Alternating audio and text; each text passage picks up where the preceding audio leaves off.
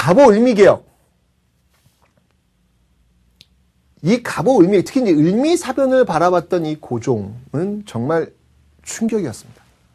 너무나도 큰 충격이었습니다. 자기 아내가 죽었고요. 예, 그리고 단발령이 시행되면서 정말 도처에서 엄청나게 많은 사람들이 원성을 지금 지르고 있습니다.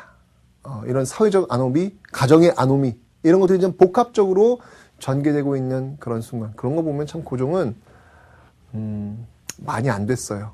많이 불행합니다. 행복한 순간이 언제였을까라는 생각이 들 정도로 많이 안 됐다라는 그런 생각이 들어요. 그죠? 오히려 어떻게 보면은 대원군의 그 집권했던 그 10년이야말로 고종이 또 가장 또 행복한 순간이 아니었을까. 아이고, 이거 뭐 그냥 혼자 이게 이제는 없어요, 여러분들. 이 시점 되면은 대원군도 명성황후도 누구도 도와줄 사람이 없이 지금 혼자가 되는 어떤 그런 상황이었죠. 바로 그때 정치인 고종이 등장합니다.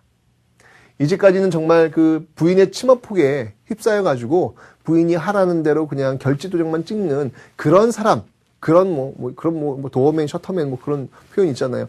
그런 인물이었지만 이제 혼자 홀로 남은 이 고종에게는 선택의 순간이 다가오게 된 것이죠.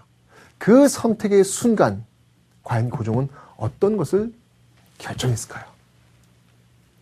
그 결정판이 뭐냐면 그게 바로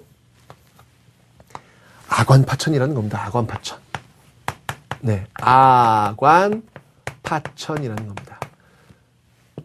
1894년, 95년, 96년. 네. 아관파천이라고 하는 건 뭐냐면 아관, 러시아 공사관이라는 뜻이에요. 아라사, 러시아거든요. 아라사, 러시아 공사관으로 파천. 왕이 간 거죠. 예. 피신한 거죠. 이걸 바로 아관파천이라고 합니다. 이런 노래가 있다고 그러죠. 갑옷에 을미적 거리다 병신된다네. 뭐 이런 노래가 있었다고 합니다. 96년이 바로 병신년입니다. 병신년. 갑오년, 을미년, 병신년. 참. 그러니 갑옷에 을미적 거리다 병신된다네. 아이고야. 이런 노래가 그 당시에 불려졌다고 하네요. 네. 그러고 보니까 진짜 그러네요. 치욕이죠, 사실은. 이 말이 됩니까? 왕이 자기 살고 있는 집조차 지키지 못한다면 어찌 그 왕이 나라를 지킬 수 있겠습니까? 말도 안 되는 거죠, 지금. 이거야말로 정말 국가의 치욕이고, 이거는 뭐, 이루 말할 수 없는 어떤 그런 모습입니다. 그러나, 이렇게 비난만 하고 있을 수는 없겠죠. 나름대로 고종의 선택도 우리는 한번 살펴봐야 될 것 같아요. 고종은요, 사실 이 갑오 을미개혁 당시의 그 삼국간섭을 보면서 러시아를 끌어들여가지고 일본을 좀 견제하겠다는 어떤 그런 명성왕후, 자기 아내의 선택을 다시 한번 재확인하는 거예요. 그 아내는 그걸 못했죠. 을미사변. 결국 일본인들에 의해서 시해당했잖아요. 그죠? 그런데 이 고종도 역시 마찬가지로 똑같이 아내가 했던 방법대로 러시아를 끌어들여가지고 일본을 견제하겠다는 그런 생각을 했던 거예요. 다만, 명성왕후처럼 그 궁궐 내에서 러시아를 끌어들이는 것들이 아니라 바로 직접 고종이 러시아 공사로 들어가 버리는 거죠. 그게 차이점입니다.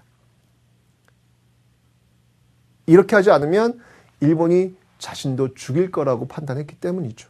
네. 그래서 시행했던 게 아관파천이에요.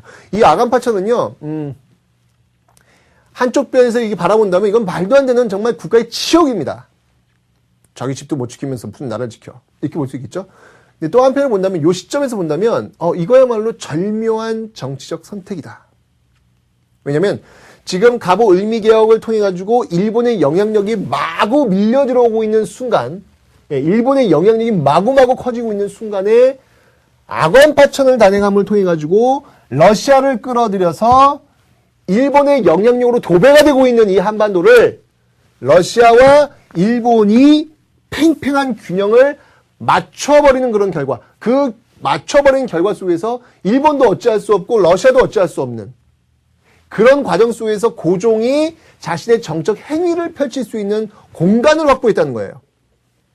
이런 면에서 본다면 정치인 고종은 탁월한 선택을 했다. 이렇게 볼 수 있는 것이죠. 그런데 그 탁월한 선택이 또 외세를 끌어들이는 방법이었다. 라고 하는 한계가 있습니다. 그건 제가 다음 강의에서 다시 한번 설명을 드릴 그런 기회가 있을 겁니다. 어쨌건. 자, 이 아간파천. 자, 이 아간파천 결과로 러시아와 일본의 팽팽한 세력 균형을 맞춰놨습니다, 지금. 맞춰놨어요. 자, 하지만 내가 얘기했잖아요. 외세를 끌어들인다고 하는 것은 정권 유지는 어떻게든 도움이 되겠지만, 어떻게든 이뤄내겠지만, 그걸로 인해서 받게 될 그 피해라고 하는 것은 어마어마합니다. 정권은 유지될 수 있을지 몰라도 나라는 거덜날 수 있는 거거든요. 그런 걱정이 현실이 됩니다. 자, 이 아간파천이 되면서 여러분들 이 1896년도를 기점으로 해가지고 어떤 현상이 벌어지냐면 먼저 외국 세력과의 어떤 관계를 한번 살펴볼까요? 열강의 이권 침탈이 절정에 이르게 됩니다. 열강의 이권 침탈이 절정에 이르게 된다. 열강의 이권 침탈이 절정에 이르게 된다. 무엇 때문인지 아세요, 여러분들? 이게 바로 최혜국 대우 때문에 일어나는 현상입니다. 최혜국 대우는 여러분 잘 알고 있죠? 자동 업그레이드 규정이다 라고 설명드렸죠. 어느 나라가 최초로 맺었습니까? 예, 미국입니다. 조미소 통상조약에서 이 최혜국 대우가 처음으로 설정되면서 그 이후의 나라도 쭉 다 설정이 되고 있다. 그러다 보니까 지금 보세요. 러시아 공산안에 지금 자신의 몸을 의탁했으면 러시아한테 뭔가 줘야 될 거 아니에요. 이 당시에 러시아가 이권을 요구한다고요. 어떤 것들을 요구하는지 한번 볼까요? 네, 이런 것들을 요구하고 있습니다. 이권들 딴 이렇게 보면요. 자, 먼저 러시아는요. 삼림체벌권, 나무 달라. 그 다음에 저령도 조차해달라. 저령도는 이제 부산 쪽에 있는 것이죠, 여러분들. 예, 여기서 석탄 기지를 만들겠다라고 저령도 달라. 그 다음에 이제 미국은 금광을 달라. 그 다음에 일본은 철도 부설권을 달라. 뭐 이런 식의 요구들, 이권들이 막 쏟아지게 나옵니다. 그러면서 열강의 이권 침탈이 절정에 이르게 되는 그런 계기를 마련한 거예요. 이거는 당연한 일입니다. 외국을 끌어들인 그 대가는 커요. 예, 큽니다.